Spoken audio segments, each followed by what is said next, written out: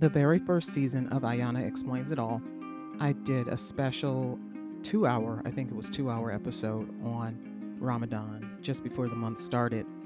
And I broke it all the way down, like the semantics of the word Ramadan. And I talked about all of the traditions and the importance of it. And I felt so proud of that episode that I reposted it in the second season of Ayana Explains It All. This third season of Ayana Explains It All, oh, you all are going to get some fresh news. I've got some explaining to do. Let's get into it.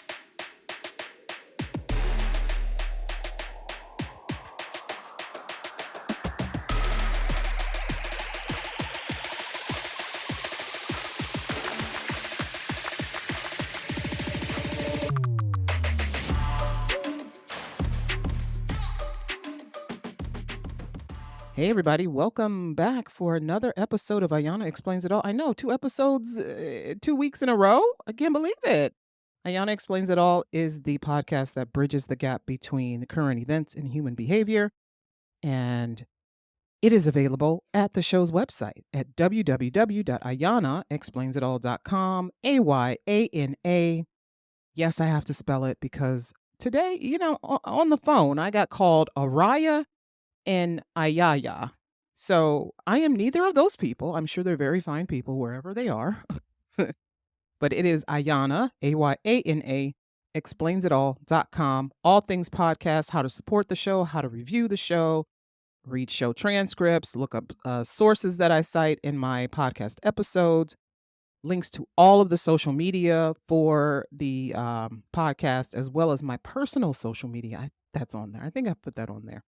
But I am on all the social media platforms: TikTok, Facebook, Instagram, Twitter, Twixter, Twitter, X, whatever you want to call it. I'm even on Reddit. I do not know my Reddit name because I only go on there like once a year. But you can also email the show at ayanaexplainsitall@gmail.com. You can find the podcast itself, all of the episodes on the website, or you can use your favorite podcast player to listen. You can use Spotify, which is our flagship. You can use Apple Podcast. You can use iHeartRadio. You can use Amazon Music. You can use Good Pods. Shout out to Good Pods for featuring a list that I did this week on their socials. Anyway, share the podcast with friends and family. Let people know that there is this Muslim lady out there who's talking crazy, and you want to know if you if they agree with me or not. No, I'm serious. People need to hear what I have to say. And yes, I do have a unique voice. Somebody asked me if my podcast was about being Muslim, if it was about Islam. And I told them, no, I am a Muslim, Black Muslim woman, Black Muslim lady lawyer, and I host a podcast. I produce the podcast. I write everything for the podcast. I do all the work for the podcast. I will have occasionally some people help me flesh out ideas, and I thank them in every episode. But this podcast is not about Islam. It's not an Islamic podcast. It's a show hosted by a Muslim woman. I'm Muslim, and I've been Muslim my entire life, but I occasionally talk about religion on this podcast, right? If you've been here from the beginning, you know that I occasionally talk about religion because it's very important to me. But there are other things that I like to talk about too, like politics and technology and the environment and relationships and personal growth and health and mental health. Those things are also important to me. So I cover a bunch of different things that will apply to all people. And sometimes it'll apply to just a subsection of people, just a subculture of the larger group. So, but today's episode of Ayana Explains It All is actually a special episode. Listen. Ramadan started last. Oh, it's not last week yet. I'm recording this on Friday, March 15th, but it's been some days. It has not been a full week of Ramadan yet, but it's been some days, and we've learned some things in these few days, and it's time to talk about it. It's time to talk about it. It's time to talk about some of the things that I have observed, some of the things I've heard, uh, things that I've been doing myself, things that I've seen other people doing, and uh, I've had one full day of fasting so far. One full day out of all of these days because, you know, there are times when women are exempt from fasting, and I'll let you use your imagination because you don't need to know all of my business. I wanted to come on here and just not just explain what Ramadan is because it's not self explanatory, but I wanted to dive deeper into the purpose of Ramadan. I know that when non Muslims think about Ramadan, what comes to mind for them first is the no eating. That's all they know is no eating. So a lot of people still assume that we can have water to drink. We cannot have water. And this is from just before sunup, just before the adhan is called for the morning prayer, is when we stop eating. You can eat again at sundown, and you could probably, if you wanted to, eat from sundown until right before the adhan is called. You would be very full and you might not feel well, but you can eat up until that point.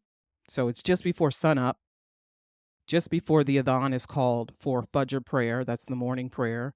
That's when your eating stops. But it's not just eating that stops at that moment. There are a lot of different, you kind of feel like you jump into another body because your body and your mind are completely transformed in that moment.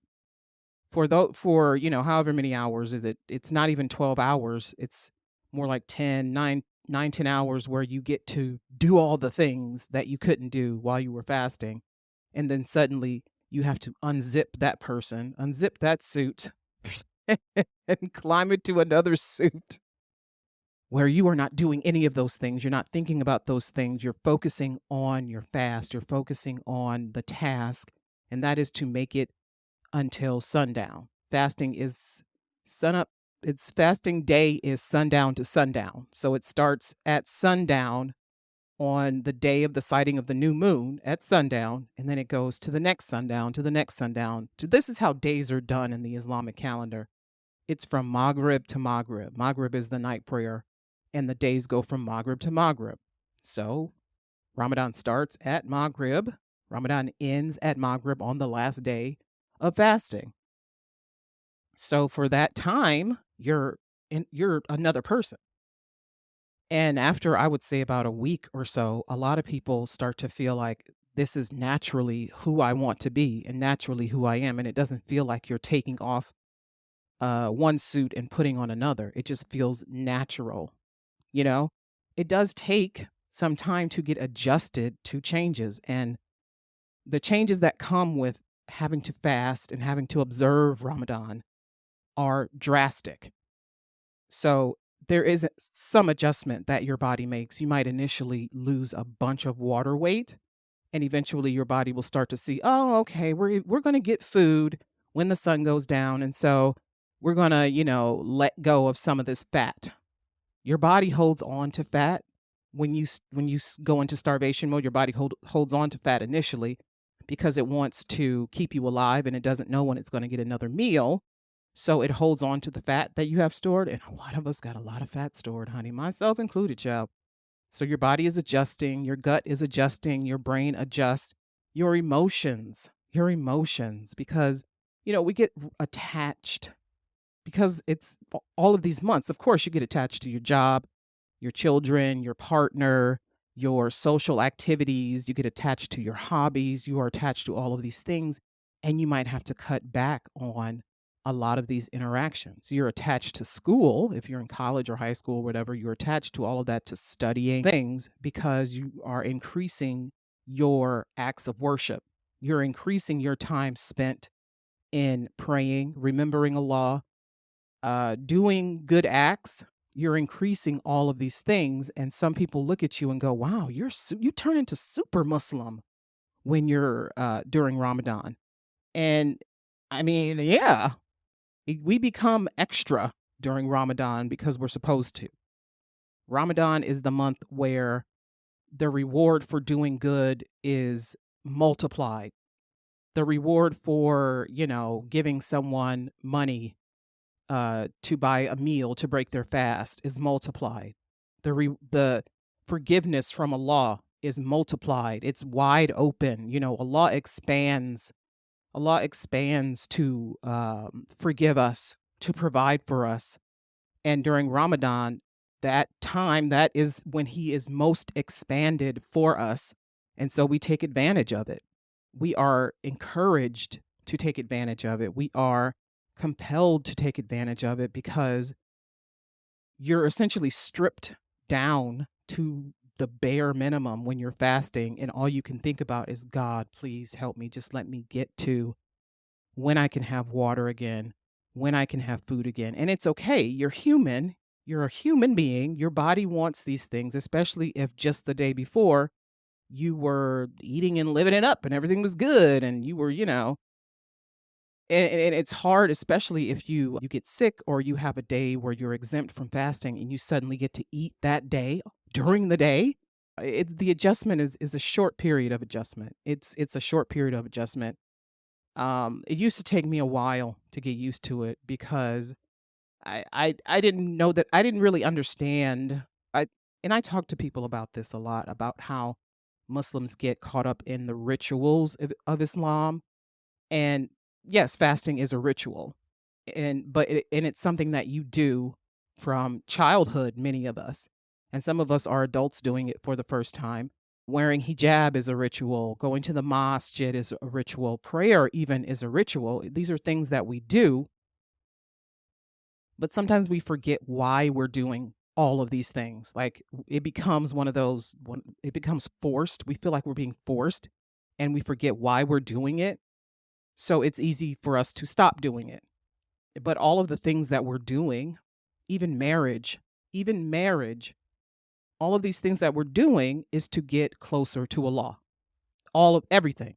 Our journey, our journey, the whole path of our lives from our birth to our death is to get to Allah. Everything that we do.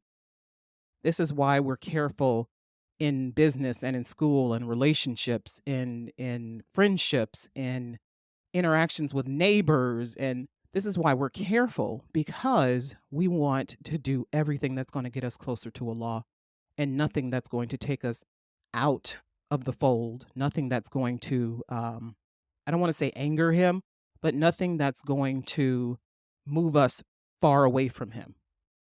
Because once you move far away, once you forget about Him, He forgets about you. When you remember Him, He remembers you. And how do you remember Him? Through prayer, through supplication.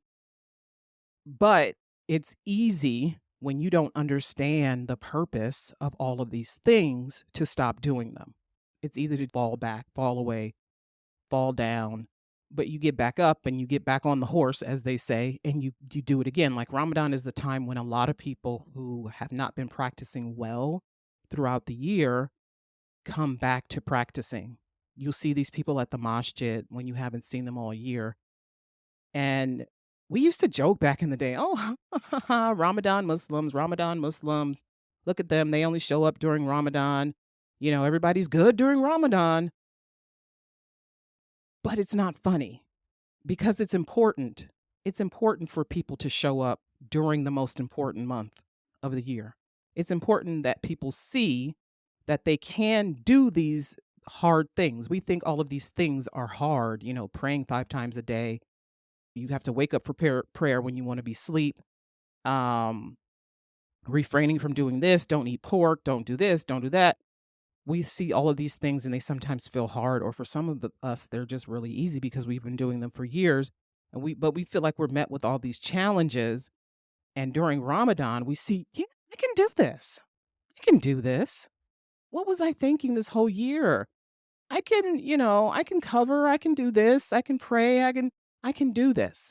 You're able to see that you can do it because a lot of the distractions in your life are removed and you're stripped down to the bare, all you have is for you to sit and worship and remember Allah and think about your place in the world and your path and what goals you have for the future and how you want to proceed in your Ramadan and how you want to be a better Muslim and how you want to give more in charity. You're able to think about your religious goals. Your mind is clear, again, because the distractions are taken away. Your mind is clearer, rather, because the distractions are taken away. Food is a distraction. There are people whose lives literally revolve around eating, and it's because they are either addicted to food or that's just how they are. Everybody revolves their plans their day around when they are going to eat breakfast, when they eat lunch, and when they're going to eat dinner. So removing that, it frees up a lot of time. It frees up a lot of time. It gives you time to sit and think about, right now I would be eating lunch. What can I do instead of eat lunch? And it used to be for me, I would go for walks, or I would take a nap, or you pray, or you read the Quran. That's another thing. Reading the Quran during the holy month of Ramadan. Ramadan is when the Quran was first revealed. That first verse of the Quran was during Ramadan. And so Muslims take to reading the Quran if they are able to. I know the Quran has been translated into so many different languages. We, inshallah, are able to read the entire thing. It's broken down into 30 sections. And so it's like one section a day for those 30 days. And inshallah, we're able to get through it because, again, you have time. You have time. There's really no excuse anymore because you even can listen to it if you don't have time to read it, because maybe I don't know, you're not in a place where you're able to have your Quran out and reading. You can listen to it. I've been listening to the same recitation, same reciter and translator since I was a little kid. Like this one, I love it. It's old. I think it's from the 70s, honestly. It might be from the 70s. But so you're able to listen to it. If you can't read your Quran, it's better to pick up the Quran and read it. It's better to read it in Arabic, but if you can't, you read it in English. And if you can't read the book, you can listen to it. There's no excuse, except that maybe you don't want to do it. And that's up to you. Everything is up to you, because I've said this many times before. There is no compulsion in religion. You are not compelled. You either do it or you don't do it. You know the reward for doing it. You know that there's no reward for not doing it. You know that there's maybe punishment for doing the opposite of it. And so you weigh the pros and cons and you decide, well, okay. You decide what you can handle. And at every point in a Muslim's life, every point, everybody gets to a point where they feel their practice of the religion is weak. The Iman is faith, and that faith is in Allah, belief in the oneness of Allah and His books and His angels. So it's not that your Iman is weak, it's your practicing of the religion is weak, because at the end of the day, you still believe in the oneness of Allah, but it's all of these other things. You're just like, oh, my head can't get into it. And you might be struggling mentally, emotionally. It may be hard for you. So you show yourself grace and you don't beat yourself up, because at the end of the day, what you really have to have is that first pillar, Iman. If you lose your Iman, that's it. That's it. For Muslims, that's it. So even if all of these other things fall away, if you still have your belief in Allah, you're on the right track. There are people who think, and they're made to feel this way because religious pressure is a son of a bitch. From the community, from your family, there are people who are made to feel like, well, if I don't cover, then I'm not Muslim. If I don't pray the 5 daily prayers on time, then I'm not Muslim. If I don't go to the masjid every Friday, then I'm not Muslim. If I don't fast, then I'm not Muslim. Allah makes Muslims. Allah makes Muslims. And it could be that you are at a time in your life, mentally, emotionally, and you're really struggling. And what you need is people to show you grace, be empathetic, and help you. And instead of being encouraged and helped along on their journey, because remember, this is your journey. Your journey is going to be smooth in parts, it's going to be easy in parts, and it's going to be hard in parts and bumpy in parts. And even when it's easy, you don't rest on your laurels and go, look, I've done all the things today. Yay. I'm going to get something good at the end of this. And then tomorrow, something happens and you can't do any of the things. Are you then going to go, oh, well, I guess that's it then. I'm going to hell. No, it doesn't work like that. It doesn't work like that. And we really need to move away from telling people they're going to burn in hell because they made a mistake or they did something wrong or they sinned. We need to stop telling people that. People need to understand why all of the things that we do in the practice are important because they get us closer to Allah. Praying to Allah gets us closer to Allah. Acts of charity get us closer to Allah. Fasting gets us closer to Allah. Performing the Hajj gets us closer to Allah. When you get married, it's because you want to get closer to Allah. You want to, at the end of it all, when it's all said and done, you want to meet Allah. During Ramadan, we increase our charitable giving. We increase it because giving in zakat, yes, is one of the pillars of Islam, but the reward for it, we are reward hungry, honey. In Ramadan, we just lap those things up, inshallah. I hope that everybody is taking advantage of the double and triple rewards, the double and triple coupons provided during Ramadan. But it's also important to remember that there are people who cannot fast. And so it's incumbent upon the people who can fast, the people who have the money to be able to give something, like what's happening in Gaza with the Palestinians.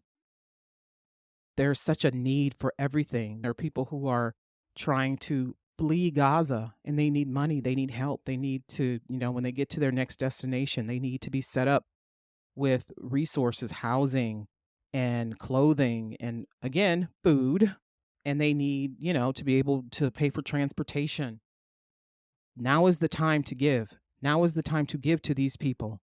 One of the things I love to do, because when I have days to make up, sometimes instead of making up the day, because you are allowed to do this, you can provide food or money for food for someone who is fasting to break their fast.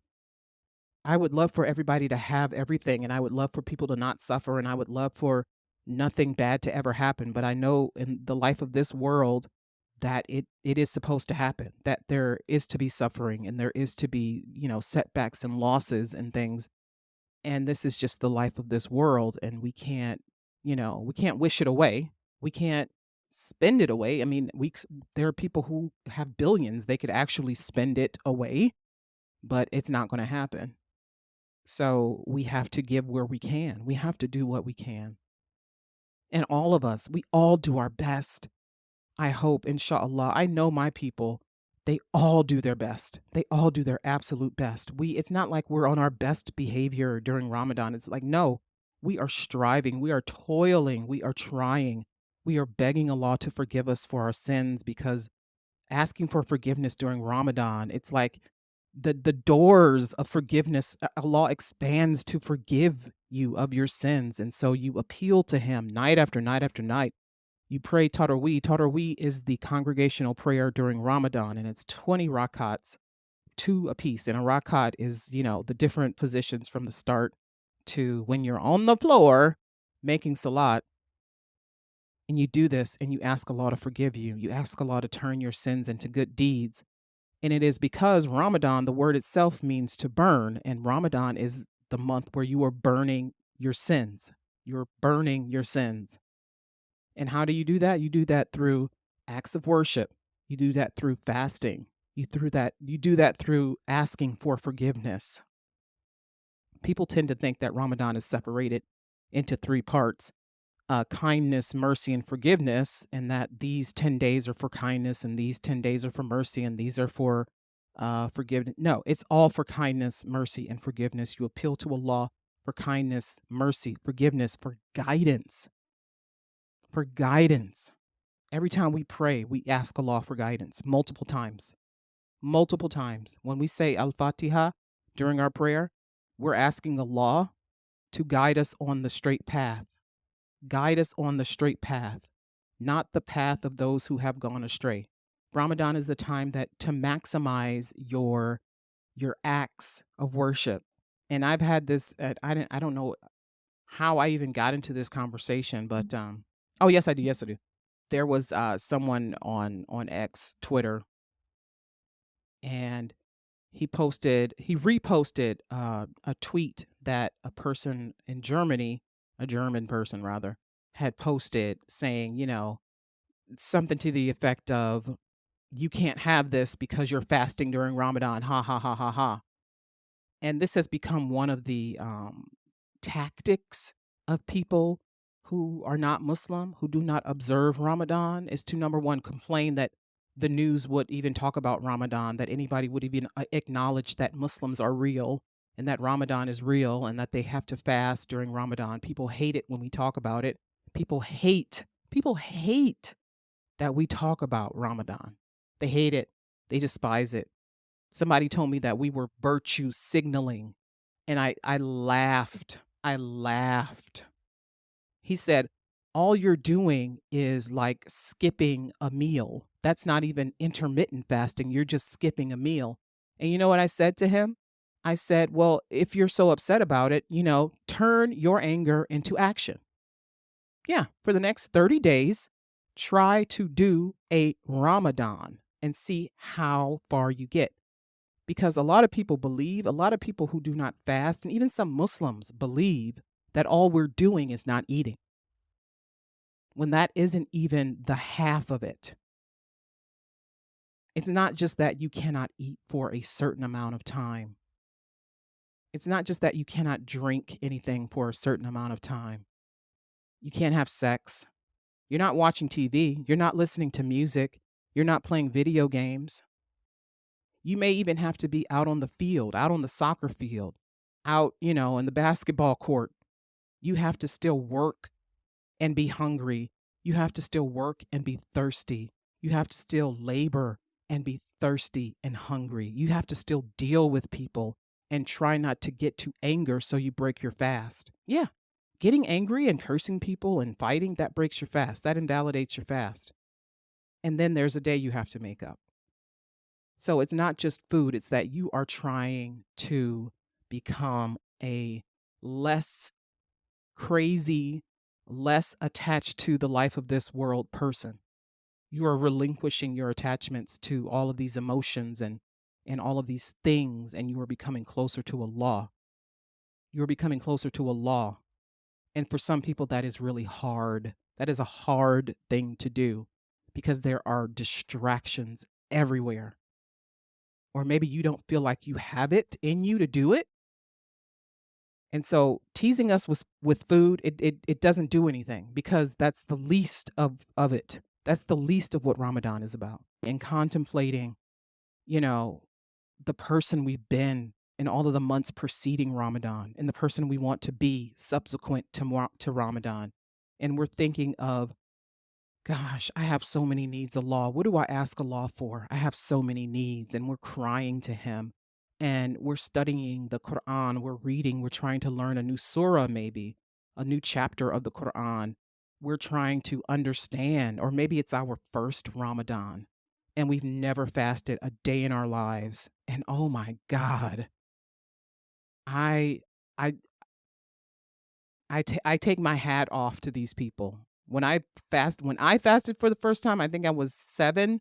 I may have been 7 years old. I am now a lot older than that. It was during the summertime. Can you imagine you're a kid during the summertime in the 1980s, the early 80s, and you can't have any water to drink from the water hose. You can't have a freeze pop and the ice cream man coming up and down your street, and you can't have any of that. And all of your little friends are outside and they got all their treats and candy and everybody's drinking. And it's hot, man. It's hot. This is back in the day when we would have actual heat waves that would make you sick, and you can't have any of it. Can you imagine how hard that is for a child? It's beyond just that part of it, just that part of it, that refrain. That part is harder for different groups of people. For me, the not eating, the not drinking is not as hard as controlling my mouth. Controlling my mouth. Man, listen. Y'all know I get worked up. Y'all know I get worked up, honey. I get worked up, and I'm getting better about not getting so uppity and emotional about things. I'm getting a lot better, but there are some things like don't tell jokes about my religion. Like, there are other religious people who tolerate these things. I don't tolerate it. I do not. I don't tolerate the jokes.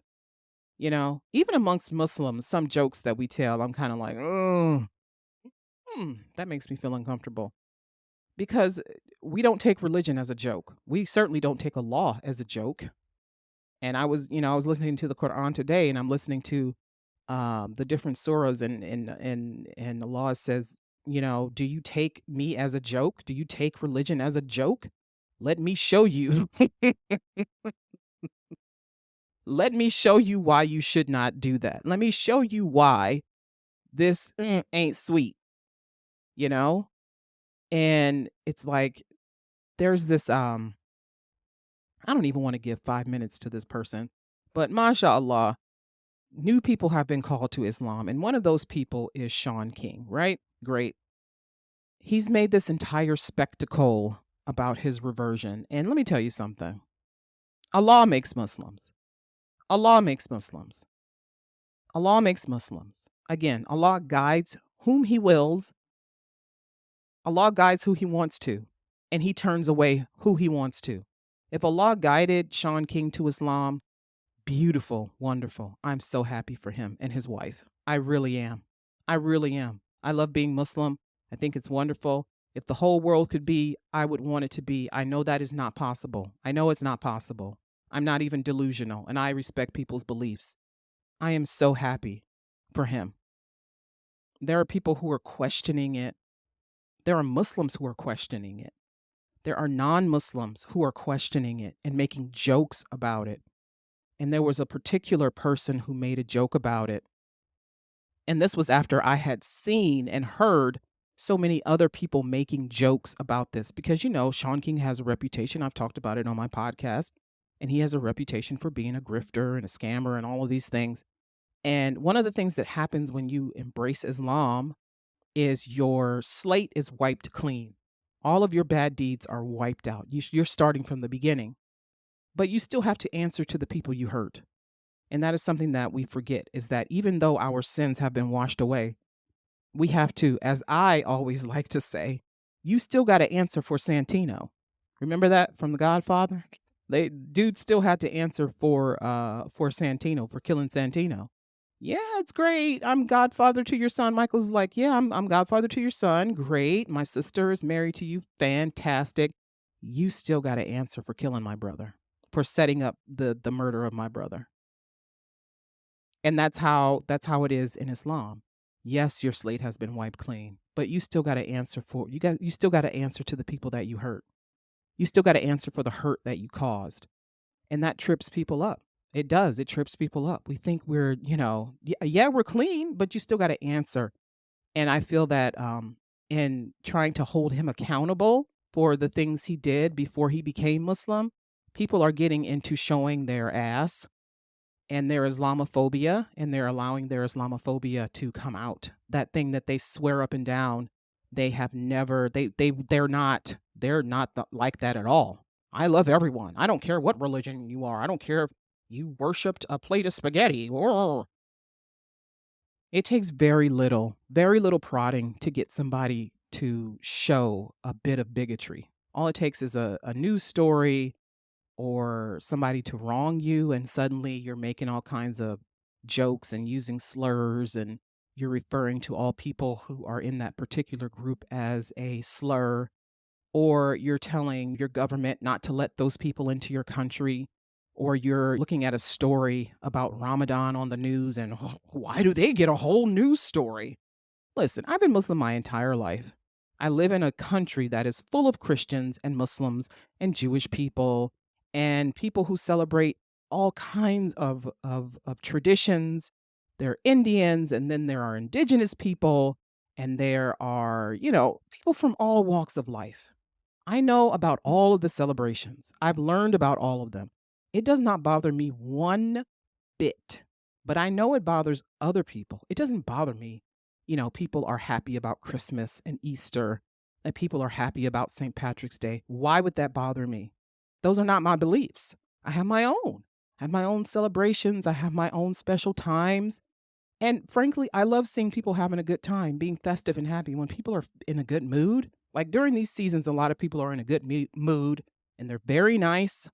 They're very charitable. They're very polite. They're in a good mood. They're, feeling the spirit. I love seeing that because the rest of the year, a lot of us are not nice people. So I love to see it. I love to see people having a good time. So it doesn't bother me. Christmas, not what? Okay, go have a good time. Great. That's not what I believe, but go be happy. It's your, it's Rosh Hashanah. It's your New Year. Okay, go have fun. I'm happy for you, and I'm not even being sarcastic. I'm delighted that people have traditions and they have celebrations and they have things that make them feel good. There's enough misery and disgusting things happening in the world, and there are people who are prevented from having these things where if they wanted to, if somebody wanted to have a wedding or a birthday party in Gaza, how terrible it is there. So sad that it is there that they wouldn't even have food. They wouldn't even have food to eat at a party. We're lucky. We're very fortunate that we get to have these things. But when someone sees a story about Ramadan and they comment negatively and they make disparaging remarks and tell jokes about our religion, I get worked up. I do. I jump to defend Islam. I defend people who come to Islam because Allah makes Muslims. That's his decision. It's not mine. So Sean King wants to be Muslim. He reverted. Allah brought him to Islam. Great. People making jokes, saying things like Scamadan and Salam Scam Alaikum. It's you get a little chuckle out of it. You think it's funny. You think it's funny to us to take something that's important like Ramadan and use it to tell a joke about somebody. You think that's hilarious. The word Ramadan is so important. I would never think to make a joke about it. And I don't think that you should be making jokes about it. The podcaster, actress, comedian Amanda Seales posted a story about Sean King and she, converting to Islam, and she asked people what they thought about it. Now, she asked us what we thought. Okay. You know me, I'm going to say what I think. Not all the time. Not all the time. I've gotten better, as I've said. But I said the comment that I made because she said salama. She said she made a joke like it was like scam alaikum or yeah, scam alaikum. And when we say assalamu alaikum or salamu alaikum, that is an important greeting. That is peace be unto you. Peace. Peace is important. Peace is important. That means I wish you a happy, good way, a good journey. I wish you elation. It's important for us. I see people I don't know who are Muslim, and I say, Assalamu alaikum, Salamu alaikum. There are people who see that I'm Muslim, and they may not be Muslim, but they see that I'm Muslim, and they will say, Assalamu alaikum, Salamu alaikum. And I'll say, Wa alaikum salam. It's important. So when you go, Scam alaikum, and laugh, she laughed. She thought it was funny. I don't find it funny. And I said, tread carefully. Keep your jokes about Islam and people's religious beliefs in the file drawers. You would think that I had cussed this lady out, called her a bad name, because she's an ally. She's an ally to the Muslims, the Palestinians. She's been very good about bringing a good voice and attention to the war in Gaza, the genocide. She's been very good about this. But this is the thing that I know about allies is sometimes allies need to be checked. Okay? And it's okay. It's okay. Sometimes you have a person who is a friend of the Negroes who will use the N-word and they need to be checked about it. And you should check them about it. There are people who are friends of Muslims, who are friends of the Islamic community. They are not Muslim, but they are our friends. They are our allies, true allies. And sometimes they say something ignorant and they need to be checked about it. And it is okay. It doesn't mean that they are a bad person. It doesn't mean that they are a bad person. And I, in fact, I didn't call her a name at all. I didn't insinuate, I didn't imply that she was a bad person because she did this, because she's not. But she went off on me. You invited people to say what they think. And all I did was remind people that this is not about Islam or his religious beliefs. If you want to criticize him, fine. But the jokes, stop it with the jokes. And this is the second, third, fourth, fifth time I've had to remind people who are intelligent and knowing, who put themselves out there to be intelligista, to be, scholars, and they're authors and they know what they're talking about. Once again, to remind these people, Michael Harriot, that jokes about Islam, jokes about, oh, it's just a play on words to say scam. No, it's not a play on words. That's not a word you play on. And see, this is what people don't understand about Muslims, that there are some things that are so sacred to us, we do not play. You can play with what you do. We don't play with what we do. We don't. We don't. And nor should you. And if I correct you, then that's just that. And people came after me, honey. What do you mean shred carefully? Is that a threat? What am I going to do to this lady?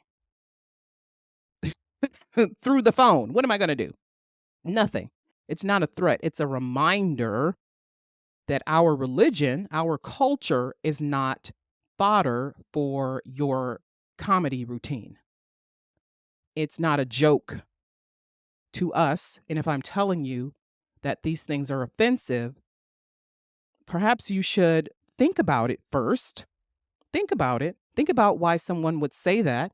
Think about the current climate of Islamophobia in the world and how easy it is for people to descend into nastiness and disgusting comments, and maybe dial it back, maybe clarify, maybe try to understand, instead of lashing out, instead of being defensive, instead of being fragile, instead of lashing out, instead of screaming and yelling. Maybe try to understand why someone would think that joke that you told is not funny. And I'm going to keep correcting people. I don't care how you feel about it. My religion is not a joke. Ramadan is not a joke. Ramadan is more than just some people who are not eating during the day. It's deeper than that. It's sacred to us. It is a sacred month, the month in which our holy book was revealed to our beloved Prophet sallallahu alaihi wasallam. It's our book of rules. That's what we live by. That's our code. It's not funny. It's not a joke. The same way you all are sitting in the stands at a Kansas City Chiefs game and you're wearing the Native American, you don't even know which Native American, which tribe, which community it comes from. It's just some shit you put on your head and you think this is funny and cute. And oh, well, they said this one Native American guy said that it was okay. Yeah, and there were, you know what? There were Muslims in the comment section who on this one poster that I made, they said, well, I wasn't offended. I thought it was funny. It doesn't bother me. It's okay. I didn't even ask you. I didn't even ask you. And you know it's not okay. It's not okay. But you want to fit in. You want these people to like you. You don't want to ruffle any feathers. You don't want to seem like an extremist. Honey, they're laughing at you. They are laughing at you and you're allowing it. I feel sorry for you. And I feel sorry for anyone who laughs and think this is funny. I don't make jokes about Christians and Christmas and Easter and Jewish people. I don't make jokes. It's not funny. If I see something on TV that you all have put out and you're making fun of Prophet Isa alayhi salam, or you're making jokes about Mary, his mother, Mary, radiallahu anha, and you all think this is funny, I don't think it's funny at all. All of these depictions and things, I don't think this shit is funny at all. But you all allow it. You all allow it. You do. You absolutely do. You let Charlton Heston play Moses. For God's sake. I mean, come on. If you all would not allow that so much, then you wouldn't feel it's okay to make fun of other people's religion too, because you allow your religion to be made fun of. Maybe if you didn't do that, then you wouldn't feel like it's okay to make fun of someone else's religious beliefs and things that are important to their religious practice, to their culture. Maybe you wouldn't be sitting in the stands at a Chiefs game. Maybe there wouldn't even be Chiefs. You wouldn't be sitting there with some silly headdress and your face painted looking like a fucking clown. Maybe if you respected your own culture, your own practices, maybe if you had any to begin with, you would see that they're important, and then you would feel less compelled to tear down others or to make other people feel bad or less than or humiliated for what they believe. I hope. I always hope. I always have hope for a brighter tomorrow. I know tomorrow, but I know, but honestly, I am so happy that it's Ramadan. I love this month. I love how it brings all of the Muslims together. I love how it shows non Muslims what Muslims are capable of. Maybe they didn't know. It shows them a side of us that maybe they didn't see before. It's a time for us to strengthen ourselves, to be humble, to increase our goodness, and just to be better people. And I hope that we all can be better people. This has been Ayana Explains It All, brought to you by Facts, Figures, and Enlightenment. Take care.